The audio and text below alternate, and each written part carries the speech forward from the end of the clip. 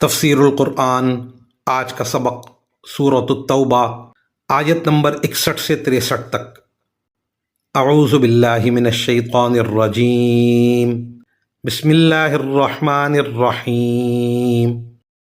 وَمِنْهُمُ الَّذِينَ يُؤْذُونَ النَّبِيَّ وَيَقُولُونَ هُوَ أُذُنٌ قُلْ أُذُنُ خَيْرٍ لَكُمْ يُؤْمِنُ بِاللَّهِ وَيُؤْمِنُ لِلْمُؤْمِنِينَ وَرَحْمَةٌ لِلَّذِينَ آمَنُوا مِنْكُمْ وَالَّذِينَ يُؤْذُونَ رَسُولَ اللَّهِ لَهُمْ عَذَابٌ أَلِيمٌ يَحْلِفُونَ بِاللَّهِ لَكُمْ لِيُرْضُوكُمْ وَاللَّهُ وَرَسُولُهُ أَحَقُّ أَن يُرْضُوهُ إِن كَانُوا مُؤْمِنِينَ أَلَمْ يَعْلَمُوا أَنَّهُ مَن يُحَادِدِ اللَّهَ وَرَسُولَهُ فَأَنَّ لَهُ نَارَ جَهَنَّمَ خَالِدًا فِيهَا ذَلِكَ الْخِزْيُ الْعَظِيمُ۔ ترجمہ: اور انہی منافقین میں وہ لوگ بھی ہیں جو نبی کو دکھ پہنچاتے ہیں اور ان کے بارے میں یہ کہتے ہیں کہ وہ تو سراپا کان ہیں۔ کہہ دو کہ وہ کان ہیں اس چیز کے لیے جو تمہارے لیے بھلائی ہے۔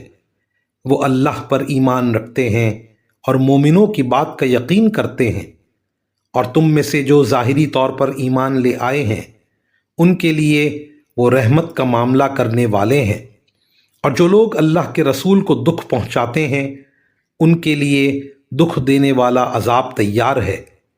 مسلمانوں، یہ لوگ تمہارے سامنے اللہ کی قسمیں اس لیے کھاتے ہیں تاکہ تمہیں راضی کریں، حالانکہ اگر یہ واقعی مومن ہوں تو اللہ اور اس کے رسول اس بات کے زیادہ مستحق ہیں کہ یہ ان کو راضی کریں۔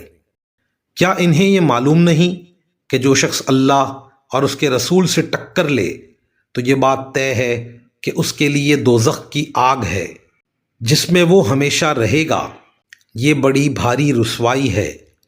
ان آیات کی تفسیر میں مفسرین کرام فرماتے ہیں، سراپا کان یہ عربی زبان کے ایک محاورے کا لفظی ترجمہ ہے۔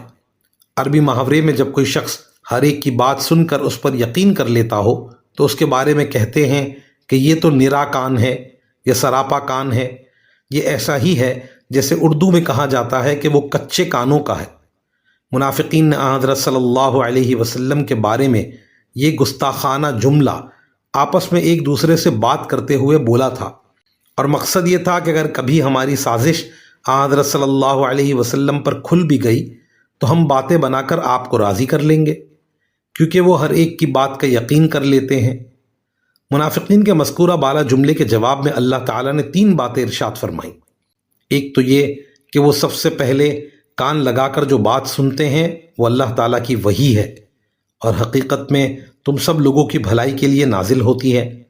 دوسرے، وہ سچے مومنوں کی بات سن کر اس پر واقعی یقین کر لیتے ہیں، کیونکہ ان کے بارے میں آپ صلی اللہ علیہ وسلم کو یقین ہے کہ وہ جھوٹ نہیں بولتے۔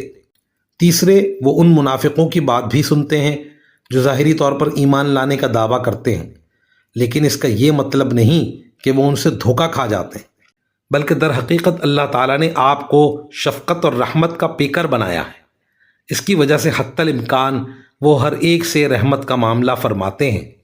چنانچہ منافقین کی باتوں کی تردید کے بجائے آپ صلی اللہ علیہ وسلم خاموش رہتے ہیں۔ وآخر دعوانا ان الحمد للہ رب العالمین۔